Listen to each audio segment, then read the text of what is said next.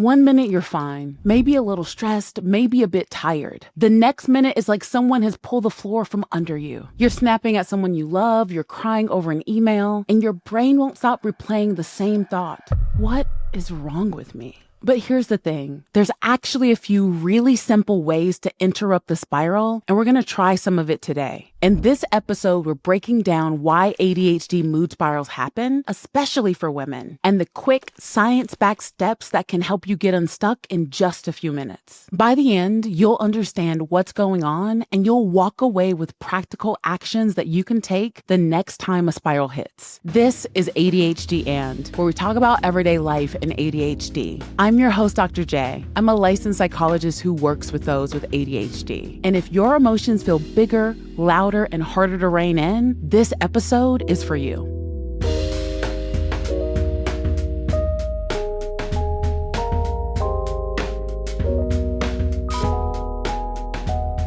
So let's talk about what a mood spiral is and what it can look like. It can start with a small stressor, a text that you misread, a plan that changes at the last minute, and ADHD symptoms that make it harder to cope. Suddenly, that must-avoid response kicks in and fuels the mood cycle. Let's narrate a classic ADHD mood spiral. Scene 1 is the catalyst. You look at your to-do list, and it looks back at you like, what you gonna do? Your brain calculates the effort required and says, absolutely not. Maybe the trigger is a work task with unclear steps, an email that feels socially loaded, a deadline that you've already bumped once, or even a household task that's boring, repetitive, or sensory unfriendly. Scene number 2 is the emotion surge. You feel overwhelmed, ashamed, resentful, anxious, maybe all at once. Your body may also have different sensations like a tight chest, hot face, tingling limbs, brain fog, tears that show up uninvited like, hi, I'm here to make things worse. Scene number 3 is avoidance, or as I like to call it, the relief that has hidden fees. Because it really do be, buy now, pay later. You tell yourself that you'll do it after you calm down. So you scroll, snack, clean something unrelated, research a new planner because that's gonna fix it. Take a quick break that becomes an hour. Avoidance isn't laziness. It's often an attempt at emotion regulation, your brain trying to escape the discomfort as fast as possible. However, it's ineffective and will often lead to scene number 4. Consequences compound. Now the task is later,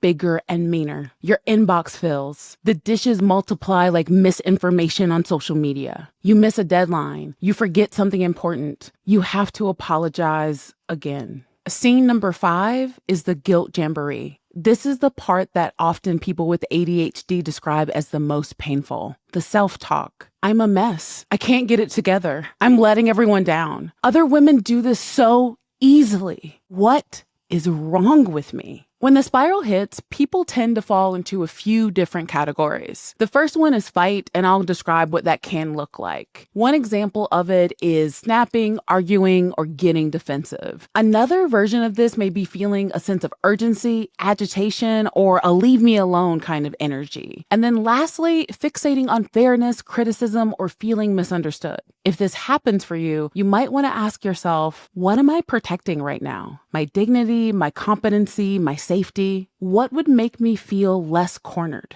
In many of these situations, the other person is simply following up with you. Or if they do show some frustration, it may be justified because perhaps they've already asked you about it a few times already. In most instances, their primary objective is not to make you feel bad or worse, even if it can quote unquote feel that way in the moment. The next category is hiding. So how this can look is ghosting text messages, avoiding emails, canceling plans, or saying things like, I'll respond when I feel better, and then it's been 4 days. You may want to ask yourself in these situations, what feels too raw here? Or what is the smallest response that I can give that keeps the connection alive? Building resilience requires leaning into discomfort in healthy ways. It also proves to you that you're capable of handling these types of situations. And the last thing here I want to mention is freezing. So this can be where you're staring at the task, unable to start, scrolling, but you're not really enjoying it, or feeling numb, stuck, or foggy. You might want to ask yourself, do I need activation? So this could be movement or some type of stimulation, or soothing, which is more related to quiet and rest.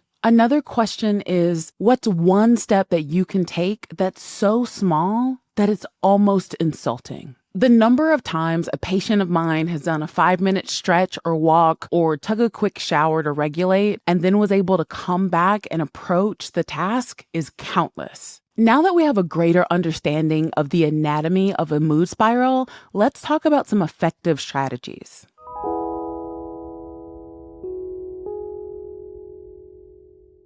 Here's the truth. You can't stop emotions from showing up, but just one small step can help you boost your mood and build momentum. Let's try a mood experiment that you can use in the moment. What we're going to do is a breathing exercise where you inhale for the count of 4, hold your breath for a count of 4, and exhale for a count of 8. So let's do it together.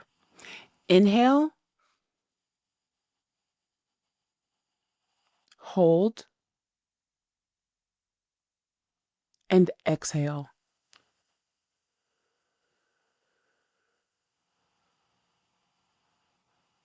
Just one activity like this can change how you feel. When you're in a spiral, the goal is not to be perfect. The goal is to reduce damage and to shorten the recovery time. For this, I'm going to give you a 3-step approach. Number 1 is to name the state without a character assassination. So instead of I'm failing, you want to try my nervous system is overloaded and my ADHD is loud today. That shift matters. Studies on emotional dysregulation in ADHD emphasize how emotional reactivity and difficulties modulating affect contribute to impairment. When we label the experience accurately, we decrease shame and increase problem solving. To be clear, you are not the problem. Not responding to an email for 3 days is the problem. Focusing on you as the problem is a red herring that only leads you down a path of shame. In most instances, you are capable, and it's a systems or tools issue, and that is where you want to focus. Step number 2 is to do one regulating action and then a productive action. For example, you might choose to splash cold water on your face, go on a 5 to 10 minute walk, do a short guided breathing practice, listen to music that helps you to shift your mood, or to do a body-based grounding, something like feet on the floor or 5 things that I see. Once you do one of these actions, then you want to do one tiny task. So that may be opening your laptop, writing the first line of the email, putting 3 dishes in the dishwasher, setting a 5-minute timer, and then starting badly. The goal is to start moving forward. Meet yourself where you're at and keep inching forward step by step. Step number 3 is to repair quickly, not perfectly. Accountability includes repair. So this might sound like, I'm behind, I'm working on it, here's when you can expect it, or I got overwhelmed and avoided. That's on me. I'm taking the steps to do better next time. Or lastly, I'm not ignoring you, I'm overloaded. Can we reconnect tonight? So many folks with ADHD that I know want to fix it first and then follow up. You may not understand this,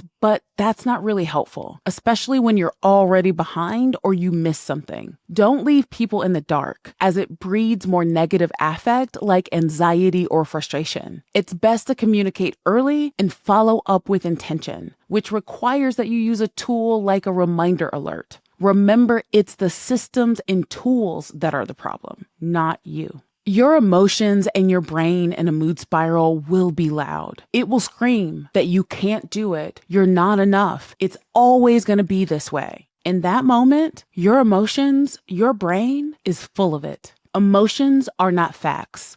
Thoughts are not facts. I am quite sure that you have felt those feelings and thought those thoughts before, and you're still here. That is proof that you could, that you did, that you are enough, even if it's by the skin of your teeth. And it will only always be that way if you choose for that to be so. You may always have ADHD or cystic fibrosis or depression or fill in the blank. And none of that means that you have to suffer for your entire life. Problems are not the only thing that compounds. So does practice. So does compassion. Put energy towards those things, and in most situations, they will outpace past grievances. And it all starts with a step so small, you'll probably want to scoff at it.